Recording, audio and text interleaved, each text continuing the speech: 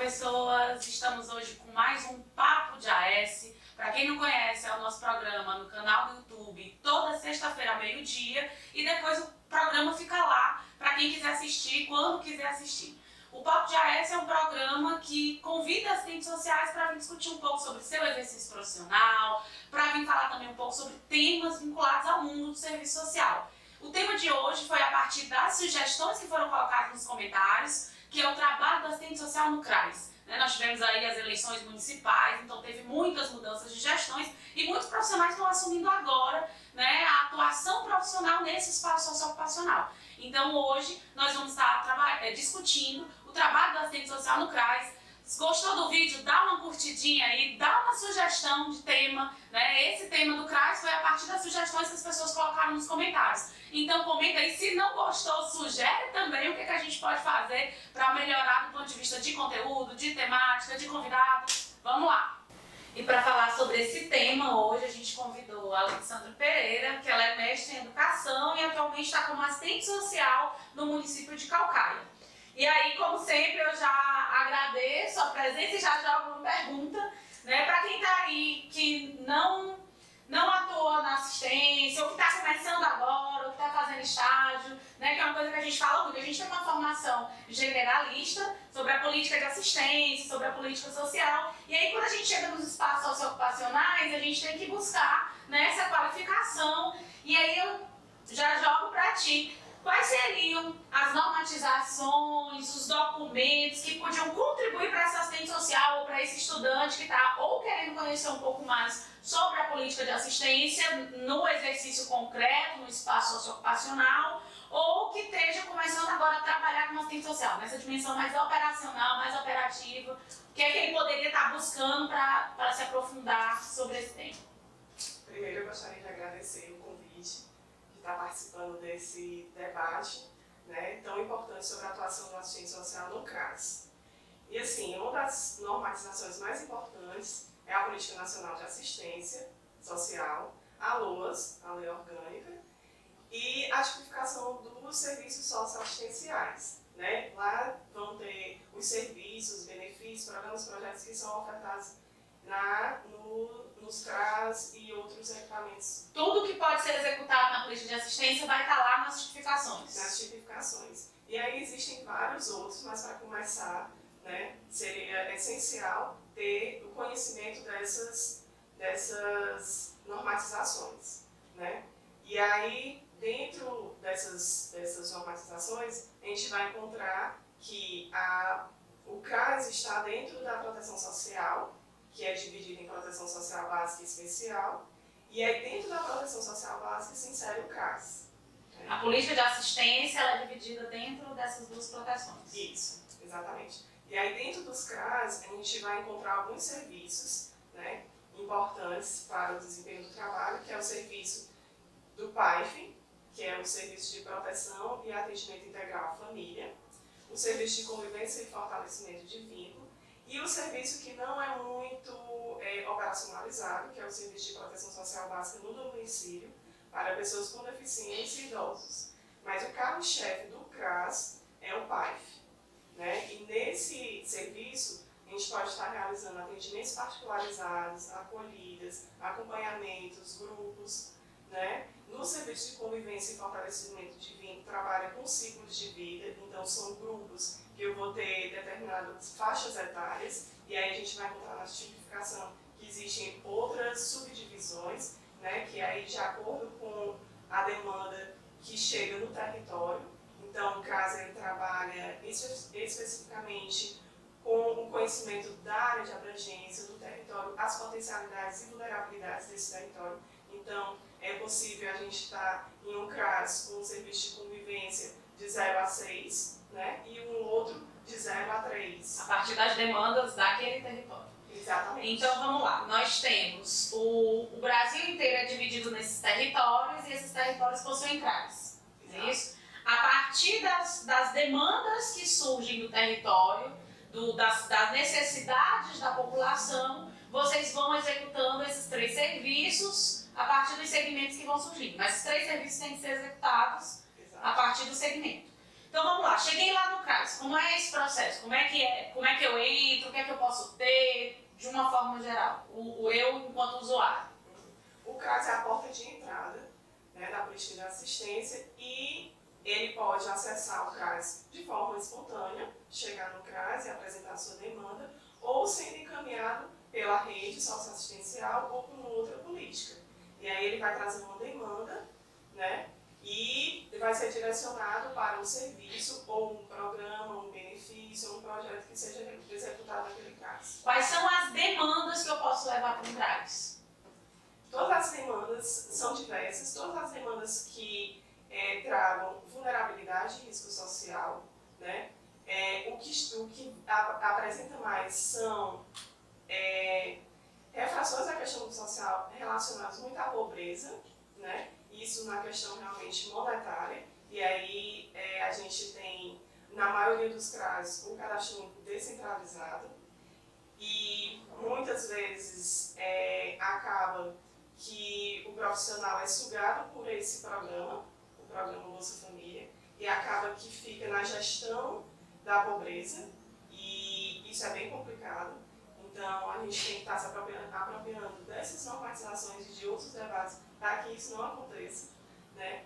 E aí essa demanda, ela vem de uma forma, mas a partir da leitura eu vou percebendo que essa família, o indivíduo, ele traz muito além do que essa demanda inicial. Ele traz violências, vínculos fragilizados, né? Dentre outros, e a partir do que chega, né, de demanda, a gente pode estar realizando intervenções como encaminhamentos, né, inserindo nos serviços, que é o que é o mais importante do CRAS, são esses trabalhos, é o trabalho social com a família, é o trabalho em grupos, né, por isso que o PAIF é o carro-chefe.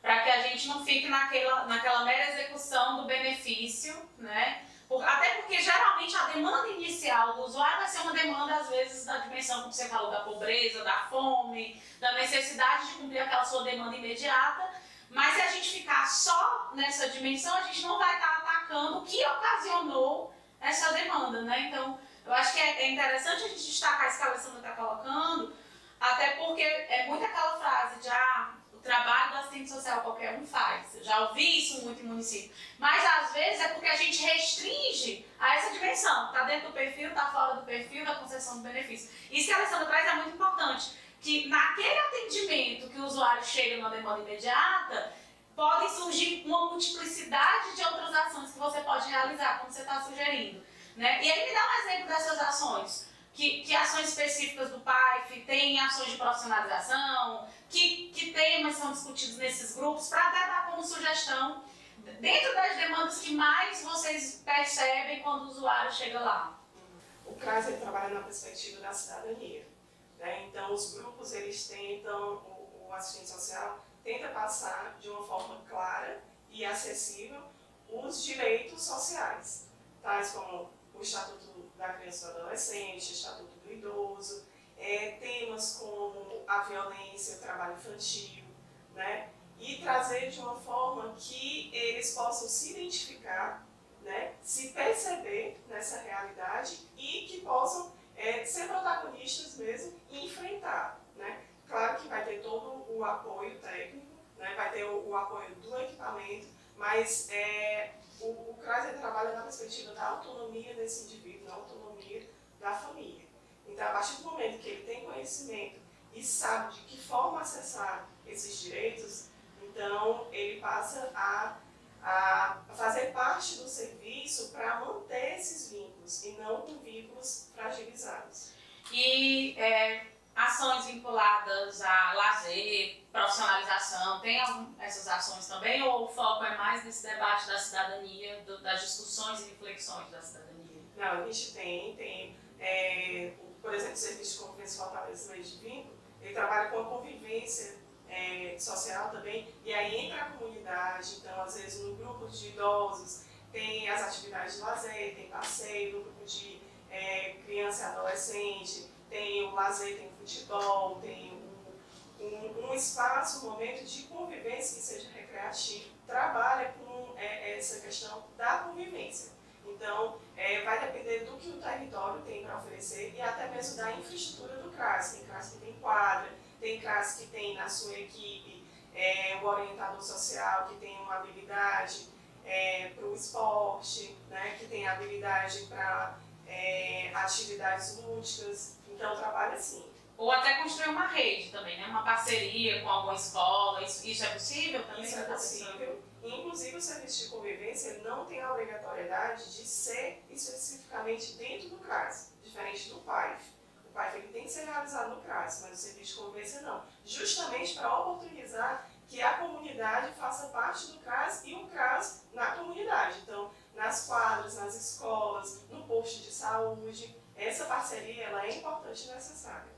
Então, pessoas, vocês viram aí, né? Tem a dimensão do benefício, do cadastro único, do Bolsa Família, tem a dimensão dos 3 grandes serviços e dentro desses serviços um conjunto de ações por segmento, por demanda, que tem que estar articulado, né? Benefício e serviço. Não é só quem está atendendo, quem está solicitando benefício e quem está no serviço, né? Mas tem que estar articulado para essa garantia da cidadania, dos direitos de cidadania. Então, vamos prestar atenção.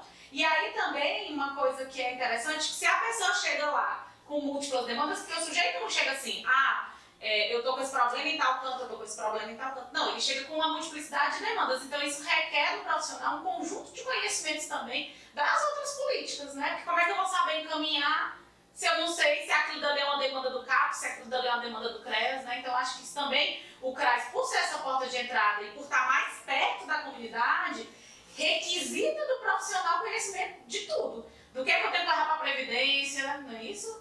Com certeza. E assim, agora com esse debate da Previdência, do BPC, né? Então a gente tem que estar por dentro de toda essa legislação, como você disse, dos encaminhamentos, porque o profissional, ele está ali como referência para o usuário. Então, se ele não sabe como encaminhar, ele não sabe para onde direcionar, esse vínculo não é estabelecido. Então é importante sim que o profissional assistente social ele tem que se munir dessas legislações, tem que estar sempre se atualizando, o profissional tem que sempre estar se atualizando e ter muita clareza porque das suas competências e atribuições privativas, né? Porque a gente no CRAS trabalha com equipe interdisciplinar. Então existem atribuições que são competências da equipe. Existem atribuições que é a atribuição privativa do assistente social. Que é uma polêmica também, não sei se tem aí alguém assistindo que trabalha na assistência ou que estuda, porque quando você vê lá tem assim, atribuições da equipe de referência, mas não disciplina o que é do psicólogo, o que é do assistente social. Como é que faz isso? Como é que vocês conseguem construir isso? Como é que tenta trabalhar isso para que não caia nisso que você está colocando, né? Então, assim, é fundamental que o profissional assistente social ele conheça a lei de regulamentação da profissão. Lá vai estar discriminando as competências e as atribuições privativas. De fato, a equipe é interdisciplinar, né? Aliás, ela é multiprofissional e ela tem a intenção de ser interdisciplinar. E a partir do momento que eu conheço essa lei de regulamentação, cada profissional conhece, o trabalho ele flui de uma forma muito melhor, né? E isso repercute nos serviços. E lá tem atribuições, por exemplo, do relatório social, atribuição privativa do assistente social, relatório social, né? parecer social, a supervisão do estagiário, né, em serviço social, é uma atribuição privativa do assistente social. Então a gente tem que estar atento realmente a essa diferenciação. E aí, assim, flui melhor, como você coloca, eu saber o que é minha competência específica para não interferir na do outro, até porque eu não vou ter competência para fazer o trabalho que seria, e ao mesmo tempo saber de que forma o meu conhecimento pode contribuir na atuação do outro, né? Então é interessante eu ter clareza do que cabe a mim para isso, para qualificar o meu serviço e para de que forma eu posso contribuir no serviço do outro profissional. E isso eu percebo que é uma grande demanda contemporânea dentro dessa discussão de que a maior parte das políticas atua num trabalho interdisciplinar, né? Então, até que ponto eu tenho conhecimento suficiente para que eu realize mesmo um trabalho interdisciplinar e não caia na execução do que é a competência do outro. Não só um outro profissional está realizando o que é de serviço social, ou o serviço social fazendo uma atuação vinculada à terapia, por exemplo, né? Então, é esse o cuidado que a gente tem que ter. E para isso, o que a Alessandra colocou, a gente tem que conhecer, a gente tem que estudar, a gente tem que saber, né? A gente pensa, o CRAS é uma coisa fácil. Não, porque como ele está envolvido, como é o segmento que está lá, é o equipamento que está lá na comunidade, eu acho que é um dos mais desafiadores, porque você tem que saber dar resposta lá na hora. Não pode falar, congele aí, meu senhor, que eu vou no Google, não. Né? Eu tenho que ter essa competência. E aí, eu estou satisfeita depois de discussões, eu sei que ficava um tempão aqui conversando. Mas então vamos lá. Eu tenho esses serviços, esses benefícios, o desafio do trabalho interdisciplinar, né? Uma coisa que ela citou bem, a discussão da supervisão, né, de estágio, né? O CRAS como eu acredito que é um dos maiores espaços que a gente está tendo aí, porque todo município tem CRAS, é um grande espaço de estágio. Então, para os estudantes entenderem essa dimensão de que eles não podem estar lá sem a presença do assistente social, porque às vezes isso acontece muito. Então, se eu estou no processo de aprendizado, eu tenho que estar junto com o supervisor de campo. Não, eu vou com psicólogo, eu vou com terapeuta. Não, gente. É uma atribuição privativa, então esse cuidado também para que o estagiário não acabe ocupando o espaço que deveria ser do assistente social. E como ele está num processo de formação, tem que saber qual é o papel e o espaço que ele tem, né, nesse espaço. De que forma o estagiário pode contribuir nas ações? Quais são as ações que o estagiário, já que você entrou nesse assunto, né, quais são as ações do estagiário no CRAS? A gente tem que ter muito cuidado para que, justamente o que você falou, que o estagiário não seja referência também como assistente social. Então, ele acompanha nas visitas domiciliares que são realizadas pelo assistente social, acompanha no atendimento, né? Ele observa, e aí vai depender de que momento ele está no estágio, né? Ele vai fazer uma observação e daí ele pode fazer relatórios do que ele acredita que poderia ter sido feito, né? Pode moderar algumas coisas no grupo, com a supervisão, né, nos grupos de convivência que você estava falando. Exatamente, pode facilitar junto com o assistente social as oficinas de grupo, né? E aí, depois, no segundo momento, no segundo estágio, ele pode estar realizando e deve estar realizando o projeto de intervenção. E aí ele precisa também conhecer essa realidade para ele saber qual a necessidade que o projeto de intervenção ele não fique diferente do que aquele CRAS tem. Né? Exatamente. Que fique de acordo com a demanda, né? Porque como o CRAS ele trabalha vinculado ao território, então cada CRAS vai ser diferente, né? Cada CRAS vai ter uma demanda diferente, vão ter potencialidades diferentes, vulnerabilidades diferentes. E aí, né, para a gente encerrar, agradecer mais uma vez a presença da Alessandra e pedir para ela finalizar falando um pouco de qual é a importância de ter uma assistente social no CRAS, na execução do CRAS. O que é que nos particulariza, o que é importante. E agradecer demais a sua presença aqui para estar ajudando a gente nessa discussão. Primeiro, eu que agradeço, né, novamente o convite. Acredito que seja um debate muito rico, muito interessante, né, o trabalho da assistente social no CRAS. E é fundamental, né, nós somos a maioria desse profissional que compõe o CRAS, é fundamental pelo nosso olhar que a gente tem para essa vulnerabilidade, para esse risco, para a superação, para a autonomia do indivíduo e da família. E para a gente ter esse olhar diferenciado, a gente precisa ter como referência o projeto ético-político da profissão. Então, nós somos sim fundamentais na política e precisamos nos operacionalizar melhor a partir dessas normatizações. E tem agora o desafio, né, com essa conjuntura que nos apresenta. Então, é um desafio maior ainda de superação de todas as vulnerabilidades que chegam primeiro, né, no CRAS, já que é a porta de entrada dessas refrações na questão social.